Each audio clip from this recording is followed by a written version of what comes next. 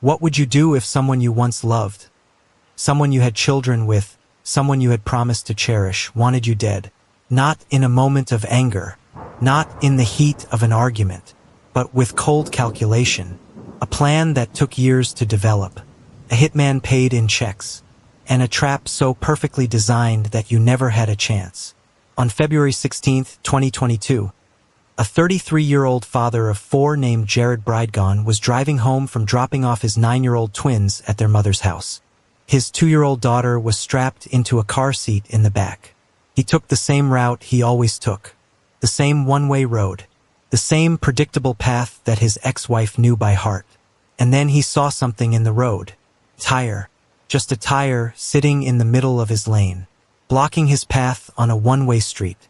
When Jared stopped to move it, like any decent person would, a man stepped out of the shadows and shot him 4 times. His toddler daughter watched from the back seat. Jared Bridegan, Microsoft senior design manager, devoted father, husband to his second wife Kirsten, bled out on a quiet street while his baby girl sat helpless just feet away. And the people who allegedly ordered his death, his ex-wife Shanna Gardner, and her new husband Mario Fernandez Salabarria. This is the story of funeral potatoes, coded text messages, and a conspiracy that may have started years before the trigger was ever pulled. Before we begin, if you're watching this and you haven't subscribed yet, now is the time. This channel covers cases just like this one. Cases where evil hides behind ordinary faces, where children become pawns, and where justice takes years to find. Like, share, hit subscribe, turn on notifications. And if you're already part of this community, drop a like to help others find this video. Now let me take you to Jacksonville Beach, Florida, to a quiet road called Sanctuary Boulevard, and to the night a father was executed in front of his child. Jared Thomas Bridegan was born in Utah in 1989 into a close-knit Mormon family where faith and family were everything. He was the kind of kid who made friends easily, who could fix your computer and then challenge you to basketball. Smart, warm, genuine, the kind of person who translated complex technical concepts into simple terms without ever making you feel stupid. One childhood friend remembers Jared as the guy who never made you feel stupid for asking questions. He'd just pull up a chair and explain it until it clicked. By his 20s, Jared had built an impressive career in technology and design, working his way through various tech companies and honing his expertise in user experience. He had that rare gift for understanding how people interact with technology, what makes something intuitive versus frustrating, beautiful versus cluttered. A colleague from his early career days recalled, Jared would watch someone struggle with an interface for 30 seconds, then redesign the whole thing overnight. He genuinely cared about making people's lives easier. In 2015, Microsoft came calling. They wanted him as a senior design manager, a position requiring not just technical skill but vision. Jared had vision in spades. He would work on projects that millions of people would eventually use, making technology more accessible and human-centered. But by 2015, while Jared's professional life was soaring, his personal life was crumbling. He had married young. Married a woman named Shanna Gardner who came from the same Mormon background. Same values, same faith, same community. On paper, they were perfect. They had twins together in 2013. A beautiful boy and girl who should have been the joy of both their lives. But the marriage was falling apart. The divorce was finalized in 2016, and what followed wasn't just a custody battle. It was warfare. On paper, they had joint custody, standard parenting time. But Shanna didn't want shared custody. Friends close to the situation say Shanna viewed the twins as her children, not their children. She resented every single second they spent with Jared. A mutual acquaintance who witnessed several exchanges later said, "You could feel the tension the moment Jared pulled up. Shanna would barely open the door, push the kids out and slam it shut. Never a word, never eye contact, just ice." For Jared, it was exhausting. He just wanted to love his kids. He wanted to be present, make memories. But every interaction felt like walking through a minefield. Friends from this period describe a man who was struggling but determined. He never badmouthed Shanna to the kids. He never tried to turn them against their mother. He followed the custody agreement exactly, kept detailed records of everything in case Shanna tried to claim violations. One close friend remembered, "Jared would show me these spreadsheets he kept, every pickup time, every drop-off, every text message." He said, "I can't give her ammunition. I can't risk losing time with my kids." It was heartbreaking to watch. He was doing everything right, and it was killing him inside. And then, in 2018, something changed. Something that would give Jared hope again, and allegedly make Shanna's hatred burn even hotter. Jared met Kirsten. Kirsten was different in almost every way. Where Shanna was cold and controlling, Kirsten was warm and supportive. Where Shanna made co-parenting a war, Kirsten understood that loving Jared meant loving all his children, including the twins who came with very complicated baggage. They met through mutual friends in 2018. Jared was cautious at first. He'd been burned badly. But Kirsten was patient. She saw the real Jared. Not the stressed-out divorced dad, but the brilliant, funny, kind man underneath all that pain. A friend who introduced them said, "I remember thinking, she gets it." Kirsten didn't see the kids as baggage. She saw them as part of who Jared was. And she loved him more for it. Their relationship bloomed. For the first time in years, Jared felt like he could breathe. In 2020, they got married. A small ceremony because of COVID, but perfect nonetheless. And in late 2019, Kirsten gave birth to their daughter, Bexley. Bexley was a happy, bright little girl who adored her daddy. Jared was all in, changing diapers at 3 a.m., doing silly voices during feedings, soaking up every moment. His Microsoft colleagues noticed the change. One team member recalled, "Jared started keeping a photo of Bexley on his desk. He'd show anyone who'd look. You could just see how much joy she brought him." By 2022, Jared's life had transformed. He had a loving wife. He had baby Bexley. He had his twins every other week. He had his dream job. He'd bought a house in St. Augustine, a charming city about 45 minutes south of Jacksonville Beach.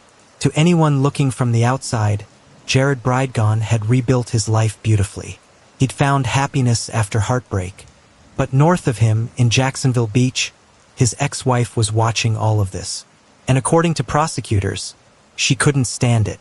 Because while Jared was moving on and finding joy, Shanna was allegedly stuck. Watching her ex-husband build a new family, watching the twins spend time with their father and his new wife and new baby. And prosecutors say Shanna had decided years earlier that there was only one solution. Jared Bridegan had to die. While Jared was falling in love with Kirsten and rebuilding his life, Shanna was also moving on. At least on the surface. After her divorce, Shanna remained in Jacksonville Beach. She came from money. Her family, the Gardners, were wealthy and prominent in Mormon circles in Utah. Her father was successful in business. The family had resources, connections, influence. Shanna lived comfortably, raised the twins, and from the outside seemed to be doing fine as a single mother. But inside, according to those who knew her, Shanna was seething. She hated sharing custody. She hated that Jared had any claim to the twins. She hated that the courts wouldn't just give her full custody and erase him from their lives. One person who knew both Shanna and Jared during this time later said, "Shanna talked about Jared like he was some kind of threat, not a co-parent, not the father of her children, a threat she needed to neutralize." And then she met Mario Fernandez Salabarria. Mario was not from the same background. He wasn't Mormon. He wasn't from Utah. He didn't come from generational wealth. What Mario had was ambition. He owned rental properties in Jacksonville. He presented himself as an entrepreneur, a businessman building his own success. Shanna and Mario began dating around 2018 or 2019. They moved quickly, and in 2020, the same year Jared married Kirsten, Shanna married Mario. But according to prosecutors, Shanna's remarriage wasn't just about finding love. It was about finding an ally, someone who would help her solve her Jared problem once and for all. Mario Fernandez Salabarria, prosecutors would later allege, was willing to do whatever his new wife needed, even murder, because Mario had connections that Shanna didn't.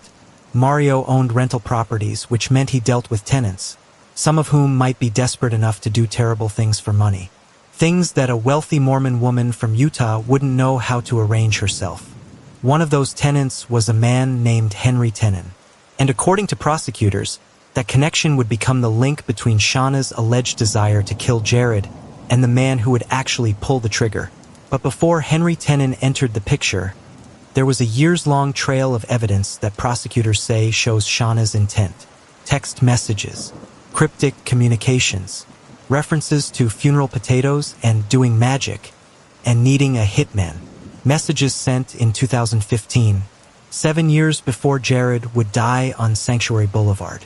In Mormon culture, funeral potatoes are as common as casseroles at a church potluck. They're a simple dish: frozen hash browns, cream of chicken soup, sour cream, cheese, topped with cornflakes. They show up at every funeral reception, every bereavement gathering. It's comfort food for the grieving. A warm, familiar dish that says, "We're here for you." So when Shanna Gardner texted about funeral potatoes in 2015, it might have seemed innocent. Just a reference to food culture. Just casual conversation. Except prosecutors allege it was code. Code for death. Code for murder. Code for getting rid of Jared. The text messages investigators uncovered paint a chilling picture. Starting in 2015, just as the divorce was being finalized, Shanna was allegedly already talking about killing Jared.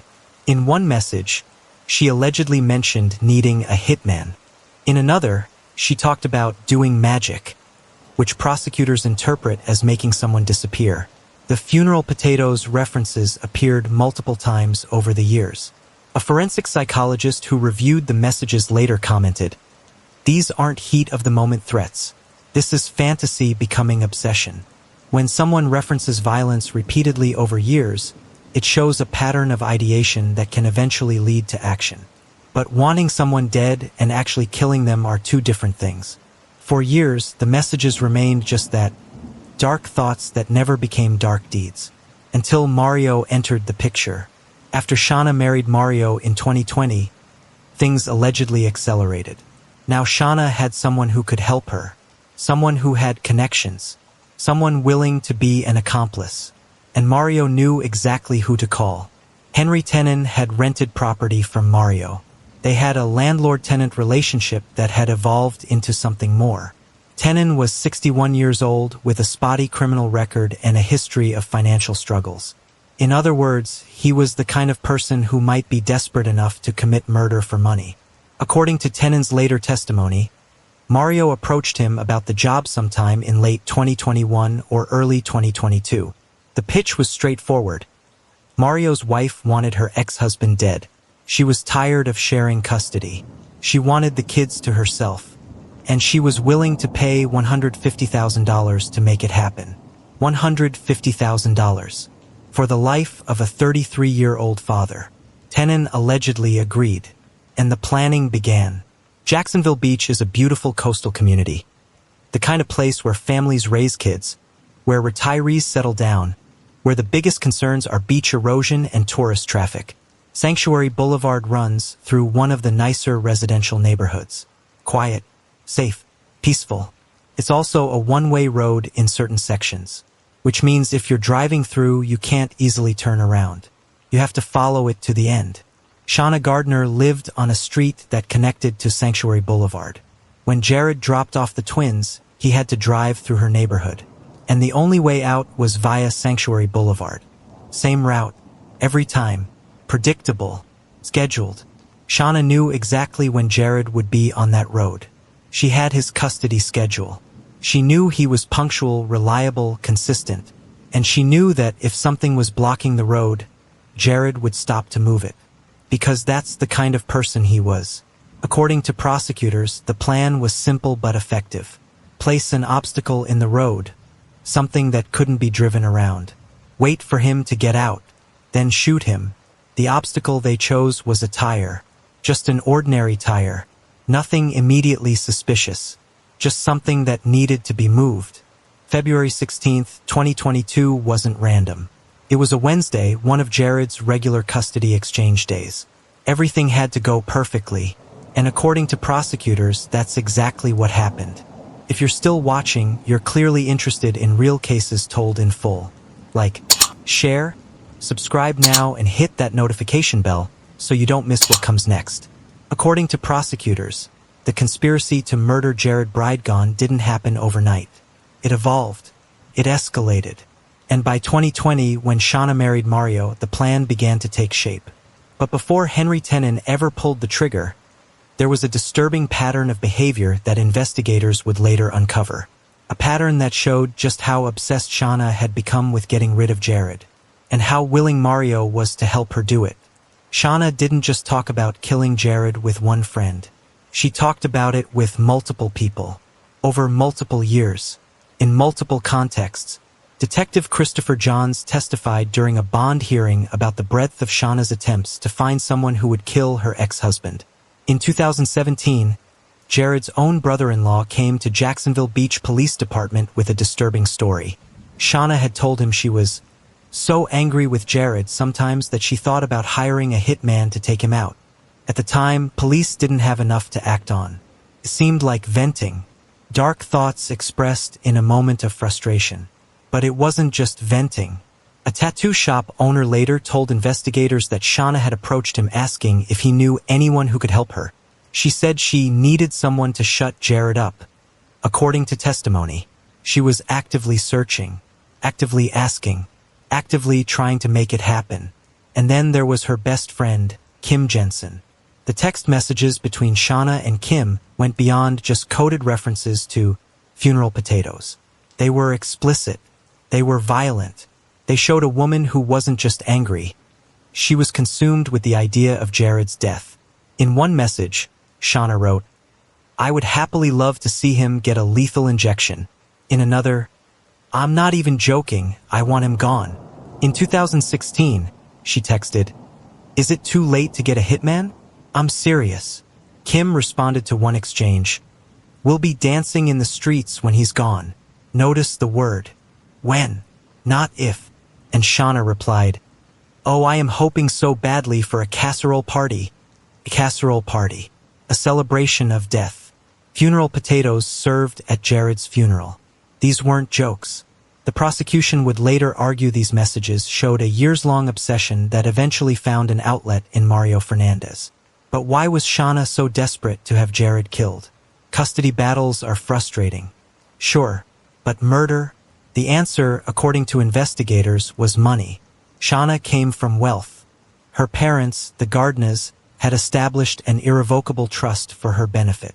The trust was worth a substantial amount, enough to provide financial security for life. But there was a catch. A clause in the trust document stated that Shanna could not access the full benefits of the trust while she had ongoing legal entanglements with Jared Bridegan. As long as Jared was alive, as long as custody battles continued, as long as child support and legal disputes dragged on, Shanna couldn't fully access her family's money. Investigators discovered this clause during their financial investigation, and it provided a clear motive. One investigator later said in testimony, "The trust was structured so that the money couldn't be touched while Bridegan was in the picture. Once he was gone, once there were no more legal issues, Shanna would have complete control." Shanna's father even told police that he had been willing to pay off Bridegan to get rid of him. Not kill him, just pay him enough money to go away, to relinquish parental rights, to disappear from their lives. But Jared wasn't the type of person who could be paid to abandon his children. He loved those twins. He showed up for every custody exchange. He followed the agreement to the letter. So if money couldn't make him go away, maybe violence could. And Mario Fernandez was apparently willing to make it happen. According to testimony from a mutual friend, Shanna and Mario's marriage wasn't built on love. It was built on convenience. The friend told investigators that Shanna had confided in her. She only married Fernandez for child custody reasons, so it would look good in court, and her parents would give her more money. A marriage of strategic advantage. A partnership with a shared goal: eliminate Jared Bridegan. And Mario had the background to do it. During a dinner sometime before the COVID-19 pandemic, a friend of the couple recalled an argument with Mario about religion. At some point in the heated exchange, Mario said something that made her deeply uncomfortable. "I'm in the military. I've killed people before." The friend later told investigators she took that as a threat. Mario had served in the army but had received a less than honorable discharge, the details of which remain unclear.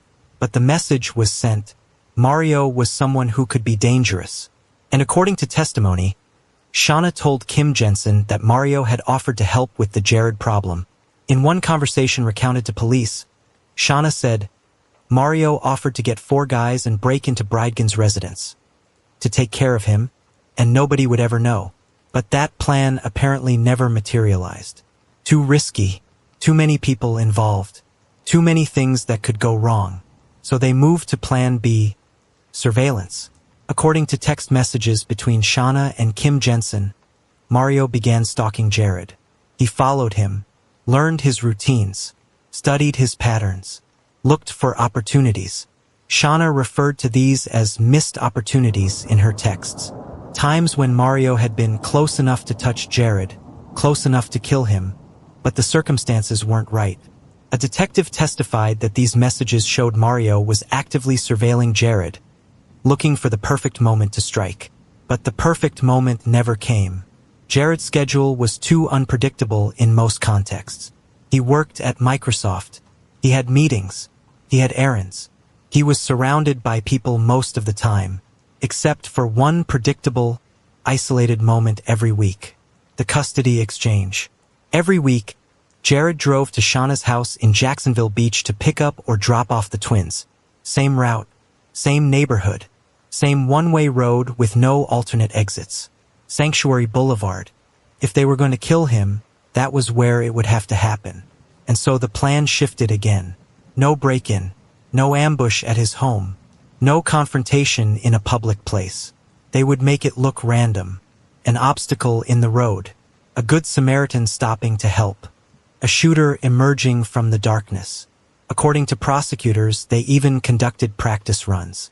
Cell phone data and surveillance footage analyzed by investigators showed that Henry Tenon's blue Ford F-150 had been in Shanna's neighborhood multiple times before February 16, 2022.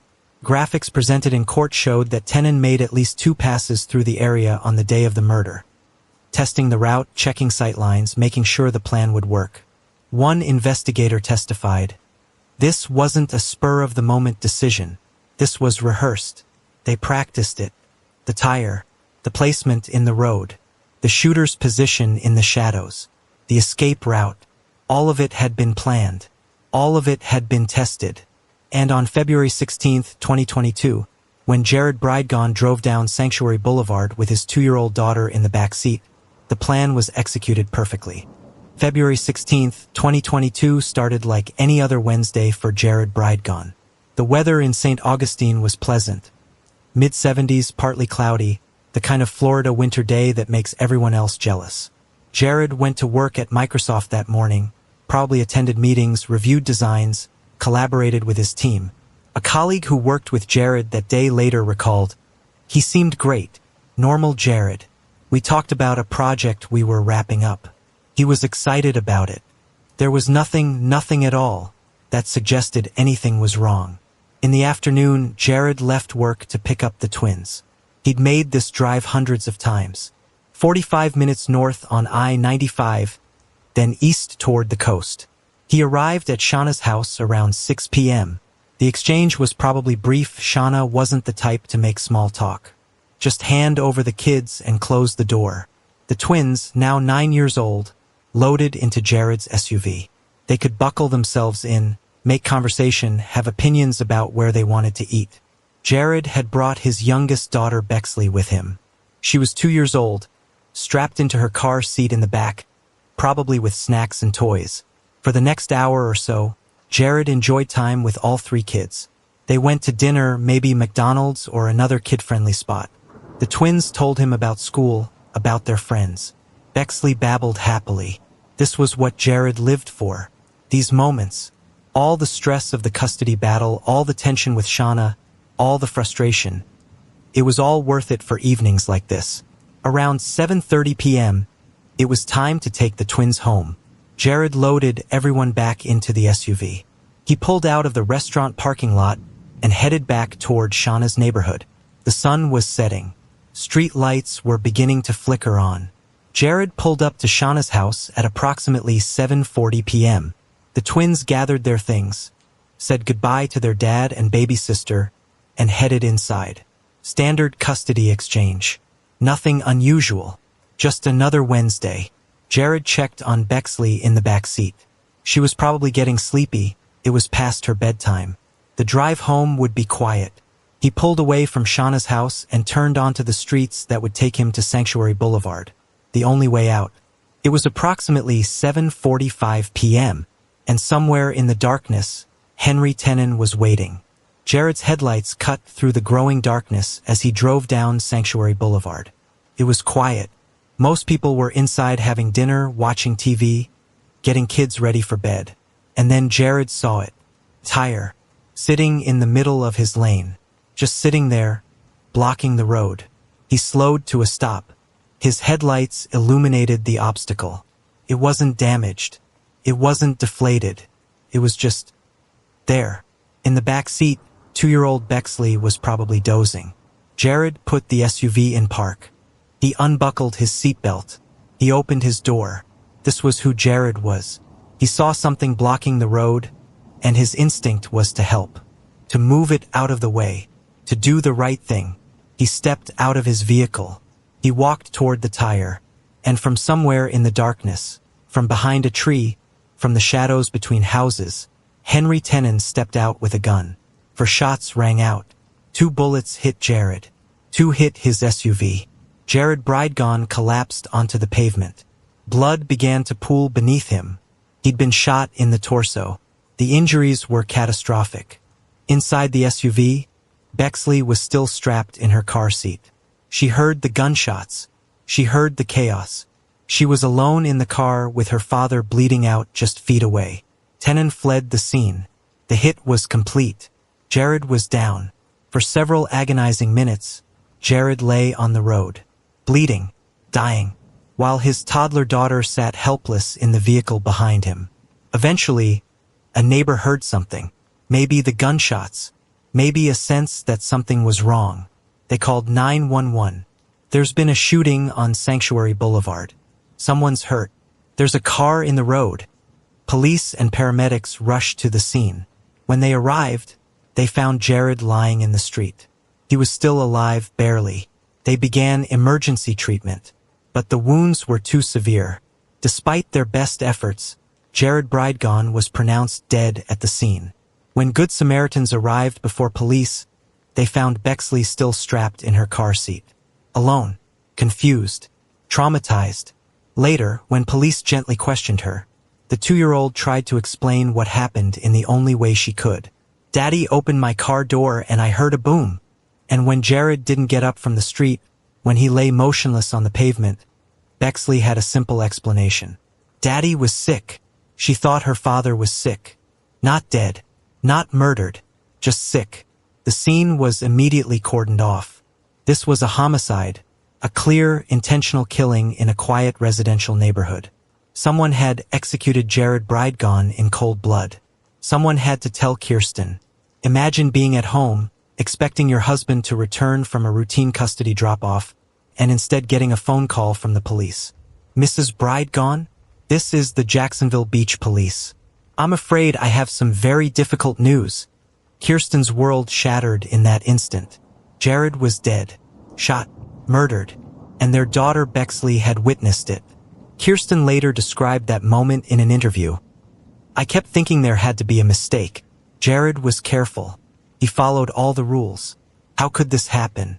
How could someone just kill him?" The police needed Kirsten to identify Jared's body. They needed her to answer questions. They needed to understand his routine, his relationships, whether he had any enemies. And they needed to reunite her with Bexley, who was now in protective custody. The next hours were a blur of grief, shock, and disbelief. Kirsten had to call Jared's parents. She had to tell them their son was dead. She had to start making funeral arrangements while trying to understand what had happened. Jared had been doing a normal custody exchange, following the same routine he'd followed for years. He hadn't mentioned any threats, any fears, any concerns about his safety. Who kills someone for stopping to move a tire out of the road? The Jacksonville Beach Police Department assigned their best detectives to the case. Lead Detective Ian Shanley took point, a veteran investigator who'd worked dozens of homicides. But even he could see this case was different.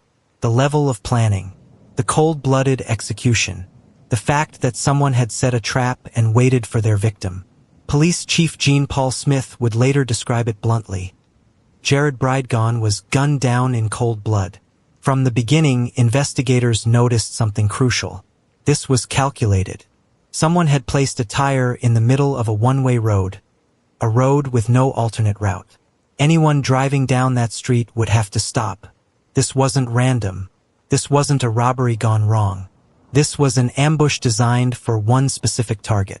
The first 48 hours were critical. Shanley and his team worked around the clock to canvass the neighborhood, interview witnesses, and collect physical evidence.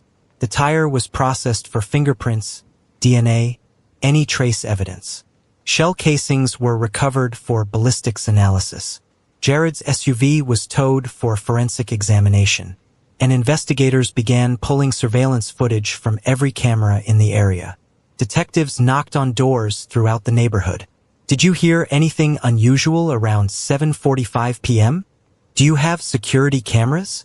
Can we review your footage? Most neighbors were shocked. One woman who lived 2 streets over told police, "This is a safe neighborhood. We walk our dogs at night.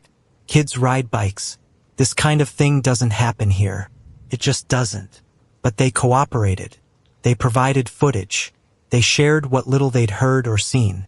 And 3 days into the investigation, a breakthrough came. A security camera from a home several streets away had captured footage from February 16th.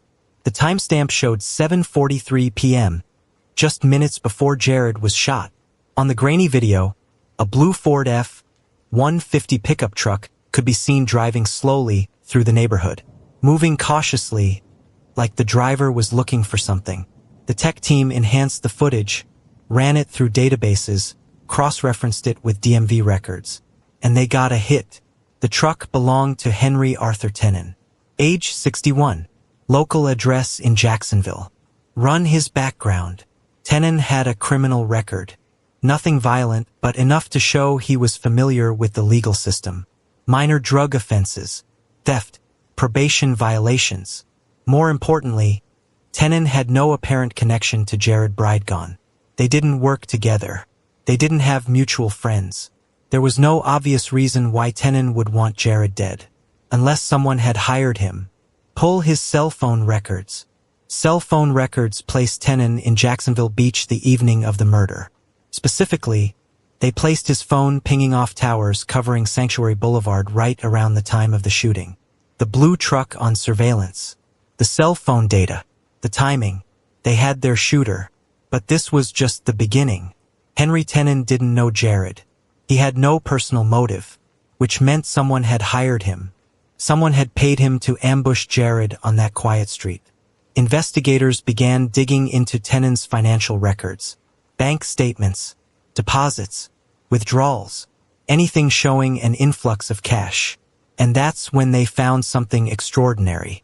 3 checks, deposited into Tenon's account between late 2021 and early 2022, totaling approximately $10,000. The checks weren't from some anonymous shell company. They were from a real person, Mario Fernandez Salabarria. The name meant nothing at first, just a name on a check. But when they ran it through their databases, one detail jumped out. Mario Fernandez Salabarria was married to Shanna Gardner.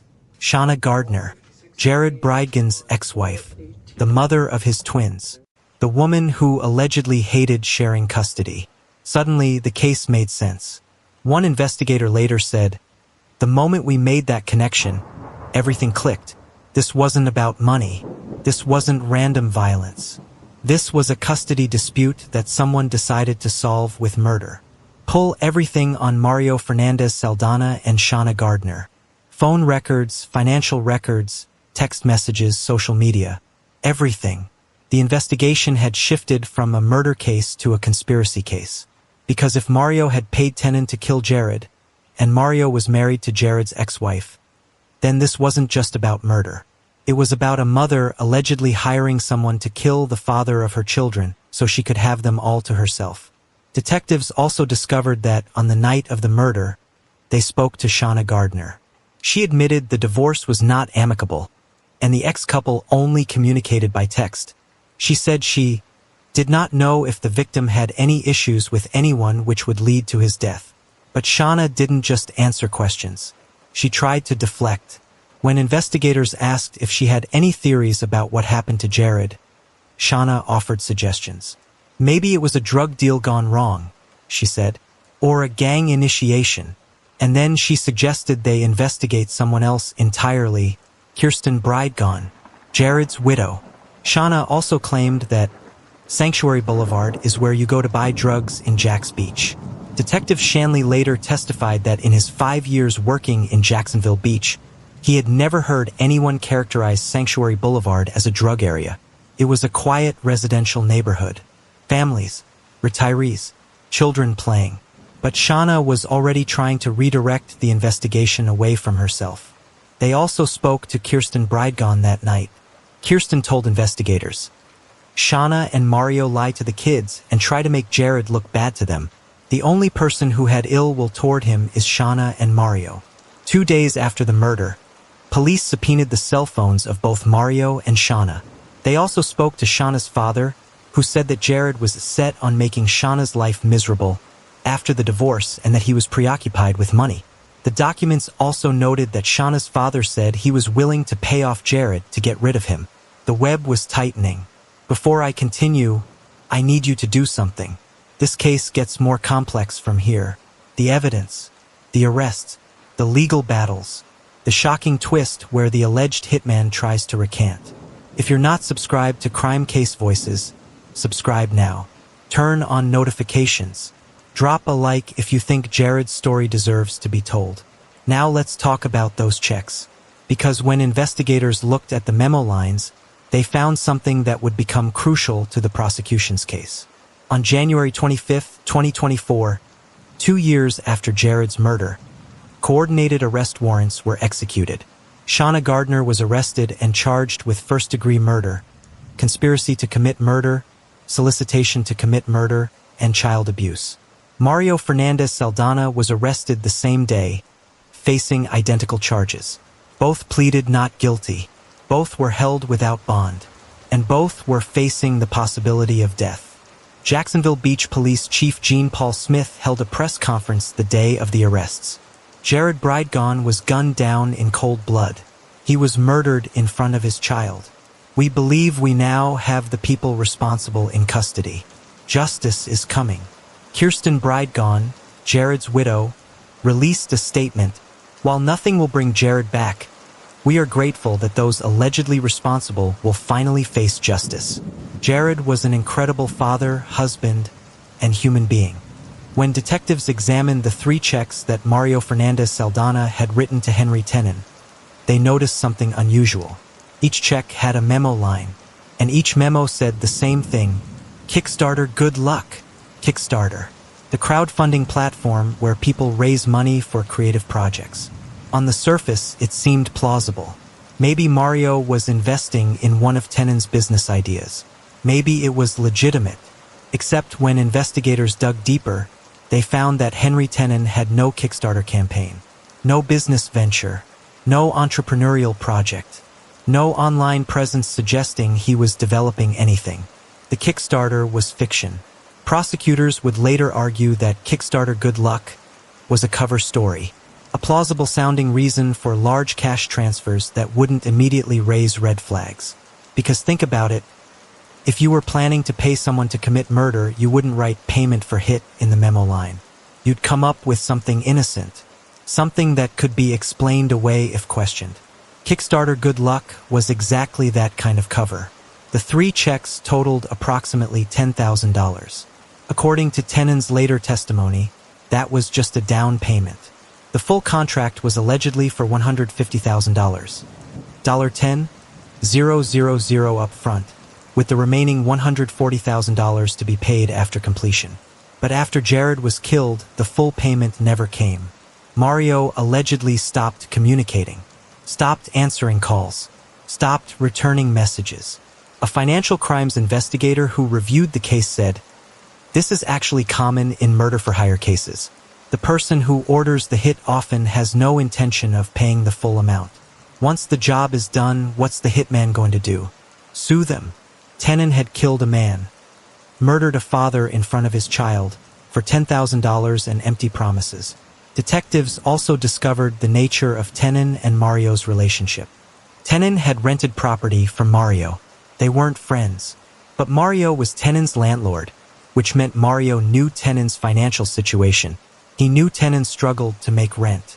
He knew Tenon was desperate. It was a relationship built on convenience and exploitation. As investigators continued building their case, they examined communications between Mario and Shanna. Phone records showed frequent contact in the months leading up to the murder. Text messages, though many had been deleted, showed discussions about Jared, about the custody schedule, about their frustration with co-parenting. And then there were Shanna's own messages from years earlier. The funeral potatoes texts, the references to needing a hitman, the talk of doing magic. Individually, these might seem like dark jokes or venting, but when combined with the checks to Tenon, the surveillance footage, the cell phone records, and the murder itself, they painted a damning picture. A prosecutor who reviewed the evidence early in the investigation later commented, "This was one of the most well-documented murder conspiracies I'd ever seen. Most murder-for-hire cases have gaps in the evidence. This one had a paper trail going back 7 years. Prosecutors believed they had enough, but they needed one more thing to make the case airtight. They needed Henry Tenon to talk. Because without Tenon's testimony, the case relied entirely on circumstantial evidence. The checks could potentially be explained away. The text messages could be dismissed as venting. The cell phone records showed proximity but not proof. Tenon was the only person who could directly testify that Mario Fernandez Salabarria had hired him to kill Jared Bridegan on behalf of Shanna Gardner. On January 18, 2023, nearly 11 months after Jared's murder, Jacksonville Beach police made their move. The arrest team assembled before dawn. At 6 a.m., they knocked on Henry Tenon's door. "Henry Tenon? Jacksonville Beach Police Department. We have a warrant for your arrest." He opened the door, looking confused and frightened. "You're under arrest for the murder of Jared Bridegan." He was handcuffed, read his Miranda rights, and transported to the police department for processing and interrogation. In the interrogation room, Detective Shanley laid out the evidence. "We have your truck on surveillance footage minutes before the shooting. We have your cell phone records placing you at the scene. We have checks from Mario Fernandez Salabarria with fake memo lines. We know what happened, Henry." Tenon initially requested a lawyer, which temporarily halted questioning. But over the following weeks, something shifted. Maybe it was the weight of what he'd done. Maybe it was realizing he'd been underpaid and abandoned. Maybe it was the thought of Bexley watching from the back seat. His defense attorney negotiated with the state attorney's office. The deal: plead guilty to second-degree murder instead of first-degree. Provide full cooperation and testimony against Mario and Shanna. Receive 15 years in prison instead of life without parole. 15 years for murder might seem lenient, but prosecutors needed Tenon's testimony desperately. In June 2023, Henry Tenon pleaded guilty to second-degree murder. He gave a detailed proffer, a formal statement under oath about what happened. According to Tenon's account, Mario Fernandez Salabarria approached him in late 2021 about a job. Mario was Tenon's former landlord. They knew each other well enough that Mario felt comfortable approaching him. "My wife has a problem," Mario allegedly told Tenon. "Her ex-husband. She's tired of dealing with him, tired of sharing custody. She wants him gone, dead." Mario allegedly explained that Shanna would pay $150,000 to have Jared killed. Make it look random. Just get rid of him so she could have full custody. Tenon, seeing a massive payday, allegedly agreed. The planning took months. They needed to know Jared's schedule, his route, the best place to ambush him. Shanna provided that information through Mario. She knew when Jared would be in her neighborhood. She knew the roads he'd take. She knew his habits. She knew he'd stop to help if something was blocking the road. The tire was Tenon's idea, a simple obstacle that would force anyone to stop. On February 16, 2022, Tenon drove to Jacksonville Beach in his blue F-150. He brought a gun. He brought the tire. He parked a few streets away. He waited. Around 7:45 p.m., he saw Jared's SUV approaching. He placed the tire in the road and stepped back into the shadows. Jared stopped, got out, walked toward the tire, and Tenon shot him 4 times. Jared collapsed. Tenon fled, leaving Jared to die while his baby daughter sat terrified in the back seat. According to Tenon's testimony, he'd received the $10,000 before the murder. He was supposed to receive the remaining $140,000 afterward. But Mario stopped communicating. The money never came. One investigator who sat through Tenon's proffer later said, he seemed genuinely surprised that they'd cut him off, like he actually thought they'd honor the full payment. It was almost sad. He'd committed this horrific crime and didn't even get what he was promised. With Tenon's confession secured and his agreement to testify, prosecutors finally had what they needed.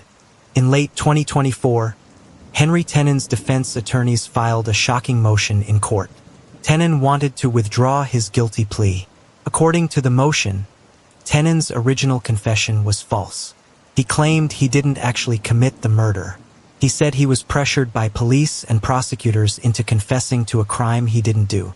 The motion alleged that detectives had fed Tenon details about the murder, that they'd convinced him he'd be convicted at trial regardless, that the 15-year plea deal seemed better than risking life in prison, even though he was innocent. It was a bombshell, because if Tenon was allowed to withdraw his plea and refuse to testify truthfully, the prosecution's case against Shanna and Mario would collapse. Tenon was supposed to be their star witness, the man who could testify under oath that Mario Fernandez Salabarria had hired him to kill Jared Bridegan at Shanna Gardner's direction. Without that testimony, prosecutors would be left with circumstantial evidence, suspicious checks, text messages about funeral potatoes, cell phone records showing proximity. Strong evidence, perhaps, but without direct testimony from the alleged hitman, would it be enough to convince a jury beyond a reasonable doubt? Prosecutors fought back hard. They argued that Tenon's original confession was truthful, detailed, and corroborated by physical evidence. They pointed out that Tenon had provided information only the killer would know.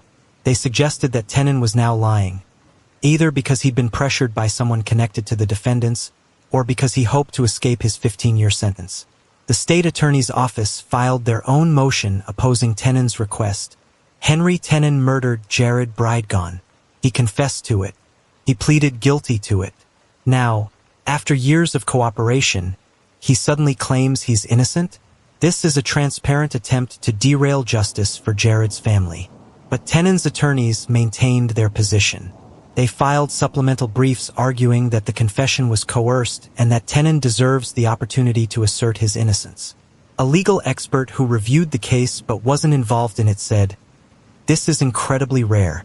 Once someone pleads guilty and begins cooperating, recanting usually doesn't work. But the fact that they're even trying suggests something significant is happening behind the scenes." As of early 2025, the judge had not yet ruled on Tenon's motion. The hearing had been scheduled, postponed, rescheduled. Both sides filed mountains of legal arguments. And while that legal battle played out, Shanna Gardner and Mario Fernandez Salabarria sat in the Duval County Jail, waiting. Which brings us to where the case stands now. Shanna Gardner is represented by Jose Baez, one of the most famous criminal defense attorneys in America. Baez is best known for representing Casey Anthony, the Florida mother accused of killing her 2-year-old daughter Kaylee. He got her acquitted in what many considered one of the most shocking verdicts in American legal history. Baez is a master of creating reasonable doubt. He knows how to pick apart prosecution witnesses, challenge forensic evidence, and tell alternative narratives that give juries a reason to vote not guilty. His involvement signals that Shanna Gardner is mounting an aggressive defense. And if Tenon is allowed to recant, Baez will have plenty of ammunition. Mario Fernandez Salabarria is represented by his own defense team, equally determined to fight. Both defendants are being tried together, which creates additional complications. Evidence against one may not be admissible against the other. The jury will have to carefully track which evidence applies to whom. The trial is scheduled to begin August 3, 2026. It's expected to last 6 weeks or more. The court has called for 500 potential jurors, an enormous number reflecting both the publicity and the complexity of selecting an impartial panel. The Bridegan family initially supported seeking the death penalty, but in November 2024, they asked prosecutors to withdraw the capital punishment request. The reasons weren't publicly stated. Perhaps they didn't want to subject Jared's children, especially the twins, to the trauma of a death penalty trial. Perhaps they believed life in prison was sufficient. Whatever the reason, both Shanna Gardner and Mario Fernandez Salabarria now face a maximum sentence of life in prison without parole instead of execution. If convicted, they will spend the rest of their lives behind bars. If acquitted, they walk free. And somewhere in between all the legal maneuvering and courtroom battles are the real victims of this case. The children. Jared Bridegan has been dead for almost 4 years now. His daughter Bexley, who witnessed his murder from the back seat, is now 6 years old. Child psychologists who work with trauma victims say that witnessing violence at age 2 leaves scars that don't fully heal. Even if Bexley doesn't consciously remember the details, the impact of what she experienced will be with her for life. Dr. Sarah Chun, a child psychologist not involved in the case but familiar with similar situations, explained, "Children who witness the murder of a parent often struggle with trust, attachment, and feelings of safety for years afterward. The therapy is ongoing. The healing is measured in decades, not months." Bexley lives with her mother Kirsten in St. Augustine. Kirsten has worked hard to provide stability, love, and normalcy despite the horror of what happened. In the aftermath of Jared's murder, Kirsten founded the Bexley Box Foundation, a nonprofit named after their daughter. The foundation provides comfort items to children who have been impacted by violent crime. Stuffed animals, blankets, books, small tokens of care for kids who've witnessed or experienced trauma. Kirsten said in an interview, "I can't change what happened to Bexley. I can't erase what she saw, but I can help other children who are going through similar trauma. Every box we send out is a way of honoring Jared's memory. It's a way of turning tragedy into something meaningful, a way of ensuring that Jared's death leads to some measure of good in the world." Kirsten has also become the public face of the family's fight for justice. She's spoken to media outlets, kept pressure on law enforcement, and advocated tirelessly. She's done all of this while grieving her husband, raising a traumatized child, and dealing with the unimaginable reality that the mother of Jared's other children allegedly orchestrated his murder. Speaking of those other children, Jared's twins, their situation is heartbreaking. After Shanna Gardner's arrest in January 2024, the twins could no longer live with their mother. She was in jail awaiting trial for murdering their father. Custody was awarded to Shanna's parents, the Gardner family in Washington state. Jared's parents were granted visitation rights but not primary custody, so the twins are now living with their maternal grandparents, the parents of the woman accused of killing their father. They lost their father to murder. They lost their mother to incarceration. They're being raised by people who surely love them but who are also defending Shanna against murder charges. One family law attorney familiar with similar cases said, "These children are caught between two families, two narratives, two versions of reality. One side says their mother is a murderer. The other side says she's innocent. How do you explain that to a child? How do you help them process it?" The twins are now teenagers, old enough to understand what happened, old enough to follow the news, old enough to have opinions about their mother's guilt or innocence. What must it be like for them? To know their father was murdered, to know their mother is accused, to wonder if she really did it, to hope she didn't, to fear she did. Kirsten Bridegan has had to accept that she has no custody rights to her stepchildren, the twins she helped raise during her marriage to Jared. She can only watch from a distance. In a particularly poignant moment during an interview, Kirsten said, "I want those kids to know that their dad loved them so much. He drove that route every week, faithfully, because being with them mattered more than anything. And I want them to know that whatever happens in that courtroom, Jared's love for them was real." But she continues to fight for Jared's memory, for justice, and for Bexley, who deserves to know that her father's life mattered. The trial is now just months away. August 3rd, 2026. That's when 12 jurors will sit in a courtroom in Jacksonville and decide whether Shanna Gardner and Mario Fernandez Salabarria are guilty of murdering Jared Bridegan. The prosecution will present their case. The surveillance footage of Tenon's truck, the cell phone records, the checks with Kickstarter good luck in the memo lines, the text messages about funeral potatoes and hitmen, the detailed timeline. And if Tenon's motion to withdraw his plea is denied, they'll put him on the stand to testify about how Mario recruited him, how much he was paid, how Shanna allegedly orchestrated the entire plot. The defense will attack every piece of evidence. They'll argue that the text messages were dark humor, not criminal intent, that the checks were for legitimate purposes, that Tenon acted alone or is lying to save himself. Jose Baez will do what he does best: create uncertainty in the minds of jurors. Legal analysts watching the case have varied opinions on the outcome. One prosecutor not involved in the case said, "The circumstantial evidence is strong. The checks, the texts, the timeline, it all points to conspiracy.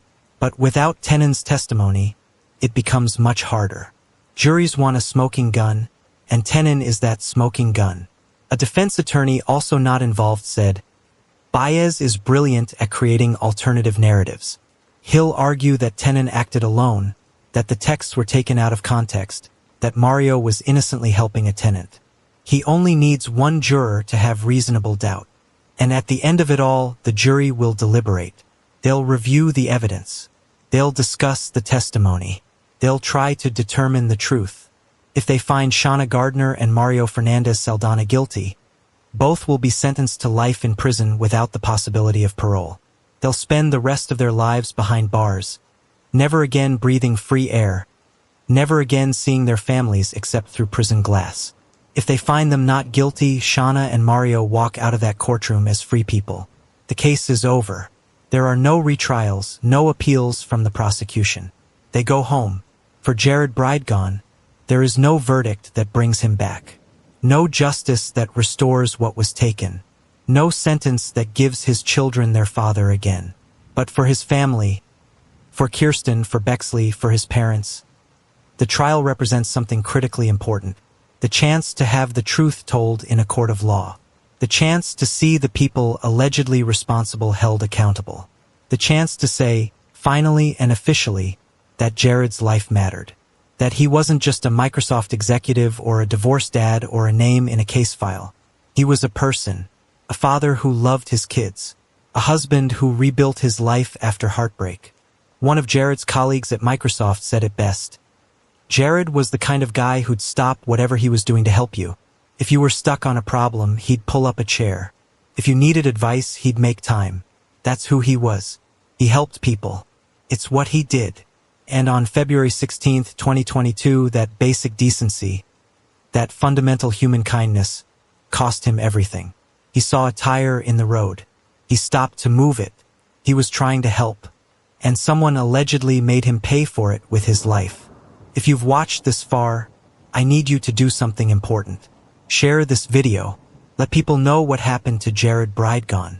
Because this case isn't over. The trial is coming. And Jared's family deserves to know that people are paying attention. Subscribe to Crime Case Voices if you haven't already. This channel covers cases like this from beginning to end. Comprehensive coverage of complex cases where justice is still being pursued. The Bexley Box Foundation provides comfort items to children impacted by violent crime. You can learn more at bexleybox.org. Consider supporting them if you're able. Drop a comment below. Tell me where you're watching from. Tell me what you think about this case. Do you believe the prosecution has enough evidence? Do you think Tenon's recantation is legitimate or strategic? And most importantly, remember his name, Jared Bridegan. 33 years old, Microsoft Senior Design Manager, father of 4, husband, Son, he stopped to help. He did the right thing. And someone allegedly made him pay for it with his life. Justice is coming. August 3rd, 2026. We'll be watching. I will see you in the next video. Stay safe. Stay aware.